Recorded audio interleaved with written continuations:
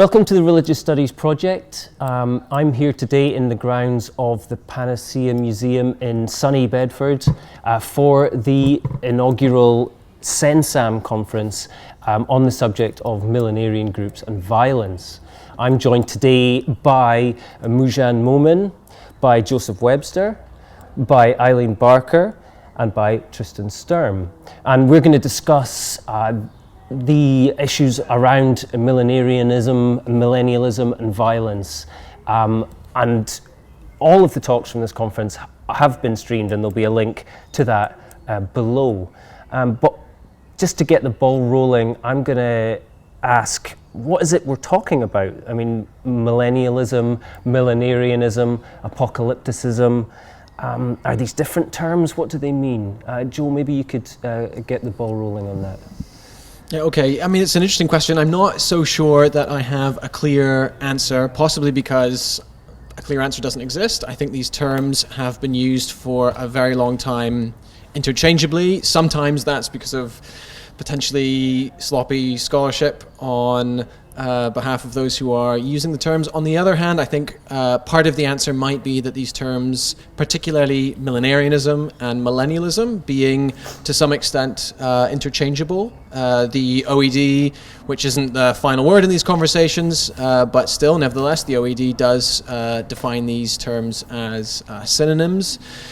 The way that millenarianism is used in anthropology, the discipline I come from, tends to see millennialism as more distinctly Christian than millenarianism. Millenarianism being treated as a broader term that has resonances with the cargo cult literature and the ghost dance literature. However, again, that's not universally true. Some scholars within anthropology do use millennialism as a way to refer to cargo cults and the ghost dance. So whilst I don't think there's any clear definitional answer, my assumption would be that the best way to proceed is how the groups themselves use these terms, and they don't actually tend to use either of those terms for themselves. So let's take it from there. Yeah. I would add to that apocalypticism, and I think we can think about apocalypticism versus millennialism, which is the distinction I would use, as two sides of the same coin. The apocalypse, or apocalypticism, meaning unveiling, happens before the millennium, 1,000 years, or a period of time after which the world ends. So I would understand it that way. I would teach that to my students. I would say, apocalypticism is the events before the sort of revelation or the end of the world, and the renewal is the millennium. That's how I would understand it. And I think using apocalypticism versus millennialism is important in certain cases. Apocalypticism is useful, of course, for various secular movements who don't believe in a renewal, a new world, right? Whether that would come from climate change, Trumpism potentially for some individuals, and for others equally Barack Obama, right? That doesn't have necessarily a Christian or any religious overlay over it. I think we can still use the term apocalypticism, and I think many social theorists do, to talk about things like climate change and the severity of events and the series of events that would happen from that. So that's what I would have to say. We're often, when we hear about apocalypticism, millennialism, we're often hearing about, these cults, these controversial kind of new religious movements. Eileen, maybe you'd speak to this. Is there some necessary connection between new religious movements and apocalyptic millennial thinking? No. Then why is it so often connected in the public mind? Well, it's quite frequent that millennial groups or millenarian groups or apocalyptic groups will be termed cults. And cults sort of technically usually means some kind of religious or non-religious movement that's in tension with society in some ways. The sort of classic division between the cult and the sect, which are in tension with society, and the denomination and the church, which aren't. But technically, that's one thing. Just generally in popular parlance, to say something is a cult means it's a religion I don't like.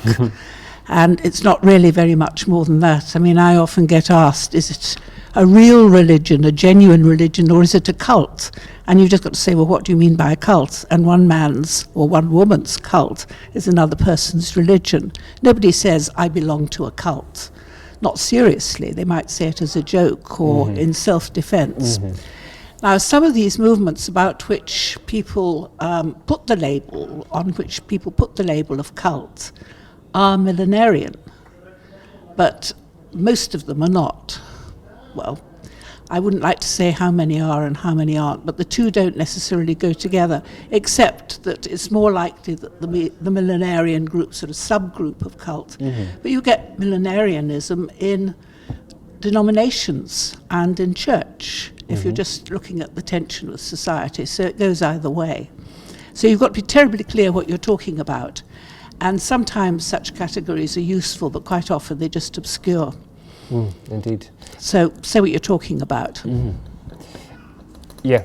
And I think we need to bear in mind that even, say, Christianity itself, when it first arose, if you read the Gospels, you'll see there that they are talking about how Christianity is fulfilling prophecy.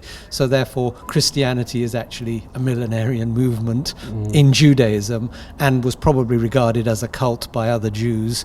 So we're talking about a history of religion developing gradually from being a cult to being a sect to being a religion. How important is prophecy? Is this an essential aspect here? I think so, almost by definition, because you're expecting something to happen. So you have some kind of knowledge that's come from somewhere. Now, it might just be in your own little brain, but usually there's somebody who says, or a book, or something can be read as saying. So there's some sort of saying what's going to happen in the future. It's future-oriented. Yeah, but it's not entirely about the future. Oh, no. Yeah. No, I'm not saying that. No. It's a good in. It's necessary, but not sufficient. Yeah. Yeah, I think that's right. I think one of the key aspects to whether we're talking about millenarian movements or apocalyptic movements or millennialism is the way in which temporality and time are really central to what's going on, and crucially, I think, the way in which parts of time that we customarily think is very distinct actually end up collapsing into each other and becoming conflated. So the present being seen as a very unique moment when prophecy is being fulfilled, when things that were said of the future are coming to pass right now, but also that the present is seen as deeply resonant with an ancient past. Look at the way in which the Christian groups, for instance, that are most dispensational, groups like the Brethren, the Jehovah's Witnesses, some Baptist groups, certainly look at today's age as morally bankrupt and immediately reach back into the Old Testament past for examples of the same. Sodom and Gomorrah, the days of Noah, the days of the Tower of Babel. And immediately what that does is it transforms the present into something that is not only future-orientated, but also deeply indebted to and is seen as a replaying of ancient past biblical events. Of course, the Abrahamic faiths, Islam, Christianity and Judaism, have a linear view of history, that there's a past, we're in a present, and there is a future, and they're promising something about the future. But we should remember that a lot of new religions, cults, sects, traditional religions, are cyclical, and they see time in this sort of birth, death, rebirth, etc. Now, sometimes it's an upward spiral, sometimes you go through various ages, but they're not just sort of straight lineal like they are in the Abrahamic, which lend themselves more to apocalyptic visions because there's something happening. But within Hinduism, you can get, the different ages, which can be very different. And the New Age, indeed, there's something very fundamental that's changing in society, Right. which is what's expected in these kind of movements. Yeah. I would agree, but I think prior to, say, the Enlightenment, prior to Hobbes or someone like that, just prior, you would see, I think, a cyclical idea within Christianity still. I think I'm taking this from Reinhard Koselleck, and he says, the ideas of the apocalypse didn't really emerge in everyday life of Christians until really the period of the Enlightenment, when the idea of progress and that, the Kantian idea that because the past is different, the future must also be different. And so we get this idea that the apocalypse isn't part of a cycle, a scaled up everyday cycle of seasons that we would see with a lot of individuals. So I think there is a change actually happening around the end of the 16th century, where we're moving out of even a kind of Christian cyclicalism to a more linear idea of the future. And I would add to that I think now the future is becoming more important, and it's been studied, I think, across disciplines. It's becoming this tag term that we're trying to theorize now. And I think here of Susan Harding, for example, who talks about memories of the future, and she says that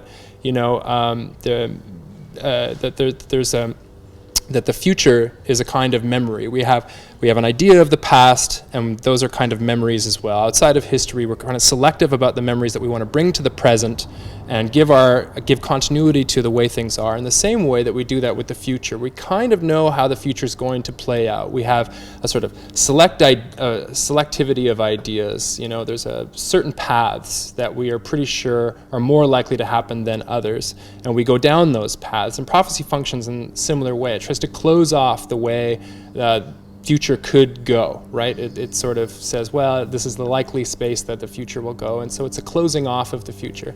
And we have a kind of memory of the future. We remember ideas from the future.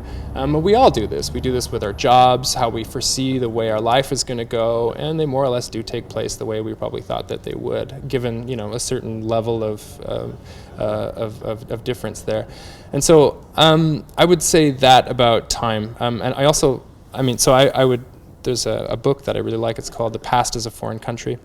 And he says that there's a kind of, that we're selective about our past, but I would say the future is also this foreign country, where we're selective about ideas of the future that we want to bring to give meaning to our present. And St. Augustine said this as well. He had said that there's no such thing as the past or the future. He said there's only the present past, the present present, and the present future. And he's referring to that kind of presentism, I think, that exists across religions and everyday life, and that's really only where we exist.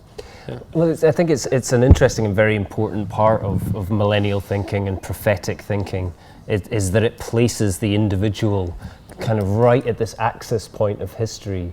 And as you say, it's the memories of history is a construction of a narrative construction leading to this point, and you have various futures branching out. And something about kind of apocalyptic and millennialism, when it becomes involved in violence particularly, is that sometimes it's seen that in order for the future to go one way, there has to be some sort of violent or cataclysmic change. Which brings us to the issue of violence then. I mean, is there a necessary connection between kind of millenarianism and violence, or is that only in the sort of popular imagination? Absolutely not. Yeah, I couldn't agree more. I see nothing within millenarianism that makes it essentially violent. And I think the other important point to make is that not only do we other millenarian groups by often assuming that they are violent, but we normalize ourselves, the secular, the non-religious, the mainstream, as something that is somehow essentially non-violent, right? So we make cults and sects and millenarianism essentially violent, and we make the mainstream somehow essentially non-violent. And I think both are completely false. The evidence just does not stack up. And of course, we're sitting here at the Panacea Society, which was a millenarian movement that was not at all violent. So, and in fact, probably the vast majority of millenarian movements are not violent. It requires a certain set of circumstances to lead a millenarian movement to violence, and the vast majority of them don't have that set of circumstances. Can I add to that? Yeah, absolutely.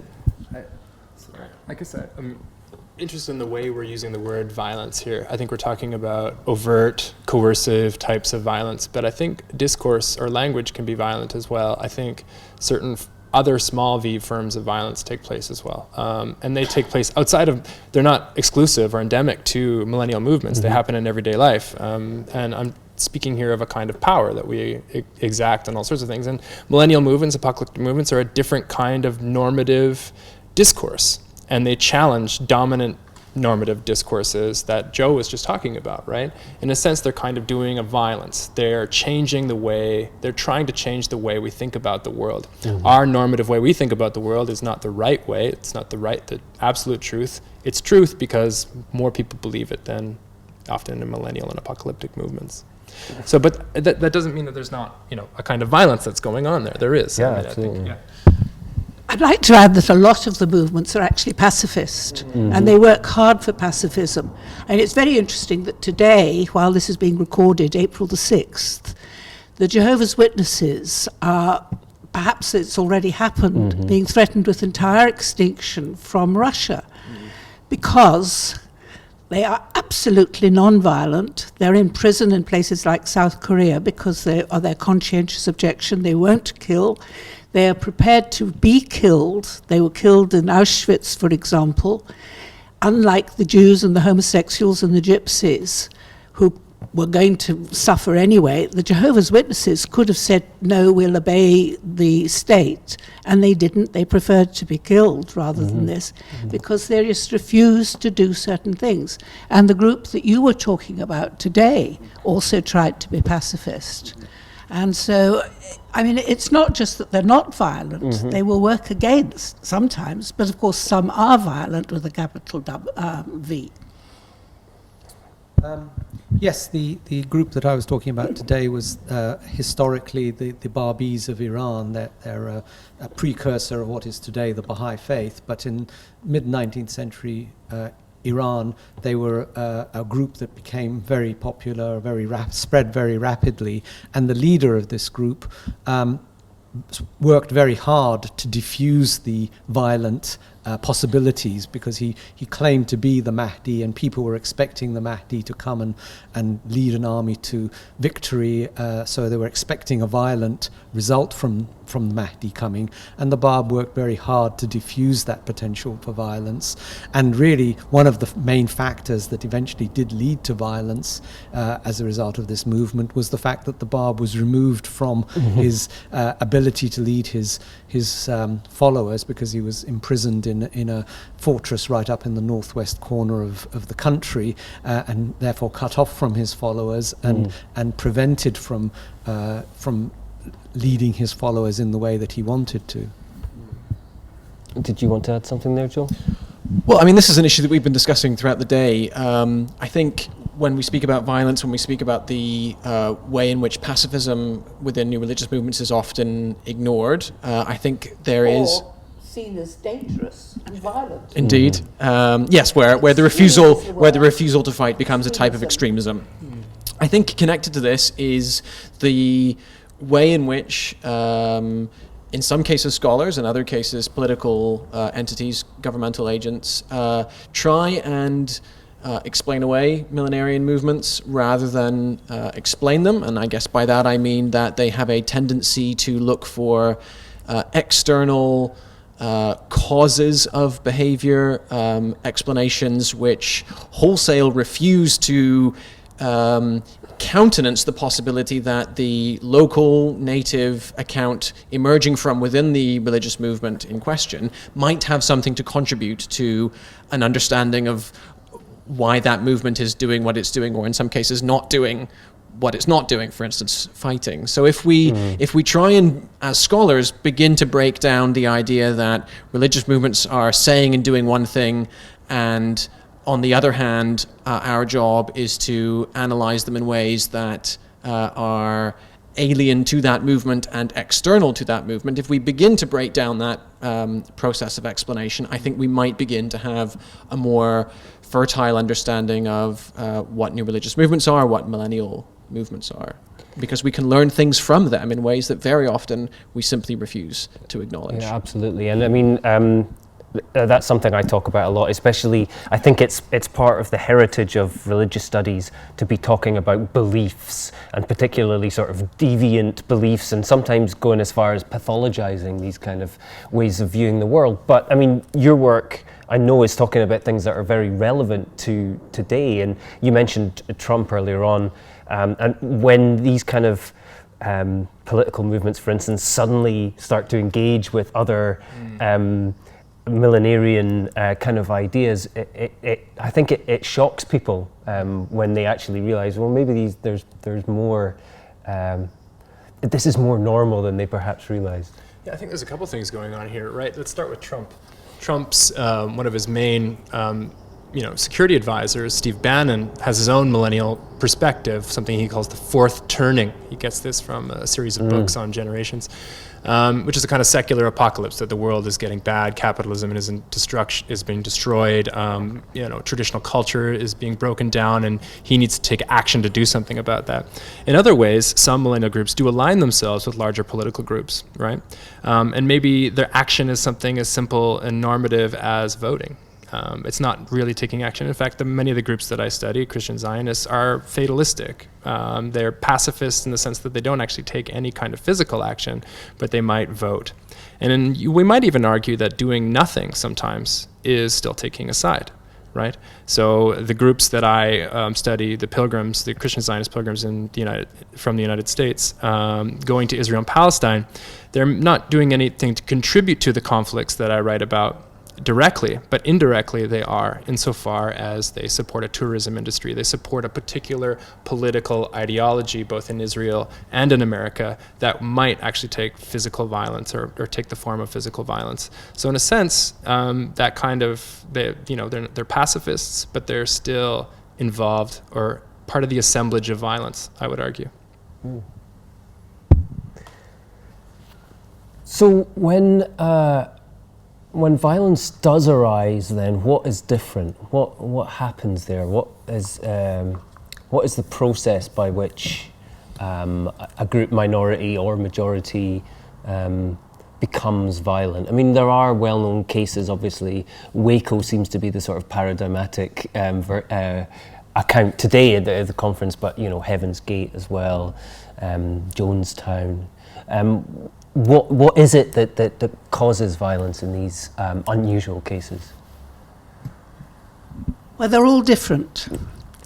Part of our job as scholars is to look at the particulars in order to try and compare them and see the similarities and differences and pull out some of the threads and similarities.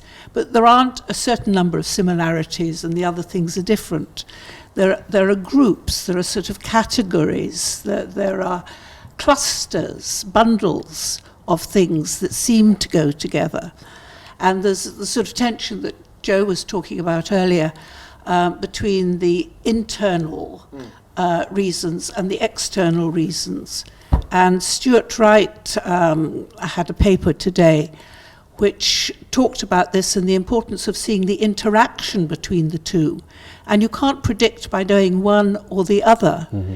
It's seeing how the two react on each other. And these can lead to spirals, what criminologists call deviance amplification. Each side does something that's slightly bad in the other side's view and gives the other side permission to be slightly worse. And so it grows. And then wham! And Waco is an example of that. But Waco is very, very unusual, thank goodness. There are cases where you can see this writ large, and they're easy to see, and therefore we focus on them, because they give us a kind of template or an idea against which we can measure the other movements which are not like that. And I think it's very important that we keep remembering that they're not like that, and look at the other ones and take those into our calculation as well.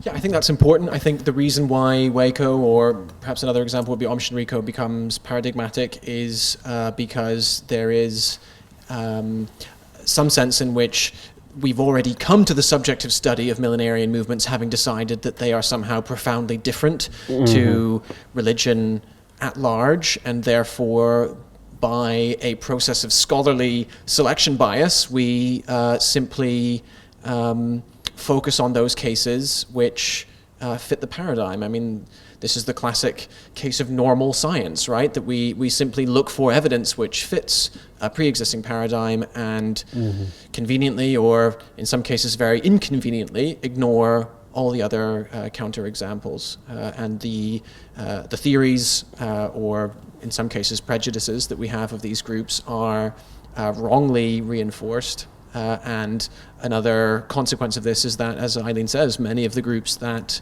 are committed to nonviolence or don't even feel the need to commit themselves to nonviolence because they are so inherently nonviolent that commitment doesn't need to be made, that those groups are simply ignored. I mean, many people don't focus on those groups because they simply don't fit the prejudices that we seem to have within the scholarship.